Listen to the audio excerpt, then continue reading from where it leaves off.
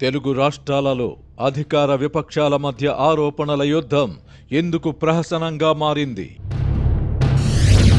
అధికార పక్షం ఎదురుదాడి చేయడం, విపక్షం దాన్ని కక్ష సాధింపు అనడం పరిపాటిగా మారిందా? ఆరోపణలకు తగిన ఆధారాలున్నా విచారణలు ఏళ్ల తరబడి సాగుతూనే ఉండడానికి కారణమేమి? కలకలం రేపిన కాళేశ్వరం ప్రాజెక్ట్, దుమ్ము రేపిన ఫార్ములా ఈ రేసు వంటి కేసుల అతిగతి ఏమయ్యింది? తప్పు చేసినా వెరవకుండా ఎదురుదాడి చేసే వైఎస్ తెంపరితనం నేడు అందరికీ ఆదర్శమయ్యిందా? వైఎస్ శిష్యుడైన భట్టి విక్రమార్క కూడా గురువు బాటలో ఎదురుదాడినే సమాధానంగా ఎంచుకున్నారా? ఆంధ్రజ్యోతి వెలికి తీసిన కోల్ బ్లాక్ బాగోతం, మీడియా సంస్థల మధ్య యుద్ధం ఎలా అవుతుంది? పరిశోధనాత్మక జర్నలిజానికి దురుద్దేశాలను అంటగట్టి నిప్పులాంటి నిజాలను దాచిపెట్టగలరా? కోల్ బ్లాక్ వ్యవహారాన్ని పక్కదారి పట్టించడానికి టెలిఫోన్ ట్యాపింగ్ అని ప్రభుత్వం హడావిడి చేస్తోందా?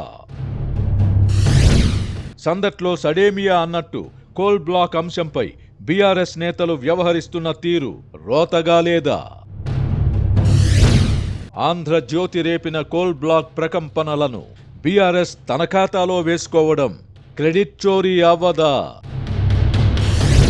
సీఎం రేవంత్ రెడ్డి మీద కోపంతో కేసీఆర్ గ్యాంగ్ భట్టి విక్రమార్కను భుజాన మోయడం నిజం కాదా?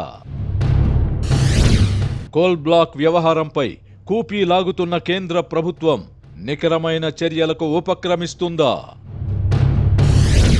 ట్యాపింగ్ జరిగిందని నిరూపించే ఆధారాలు ఉండి రేవంత్ ప్రభుత్వం ఎందుకు కాలయాపన చేస్తోంది? అధికార విపక్షాల రాజకీయ క్రీడలో ఆరోపణలన్నీ గజం మిథ్య పలాయనం మిథ్య తీరు కానున్నాయా? వర్తమాన రాజకీయ పరిణామాలపై ఆర్కే మార్క్స్ సునిశిత విశ్లేషణ. We can comment by RK. ఈరోజు రాత్రి 8:30 గంటలకు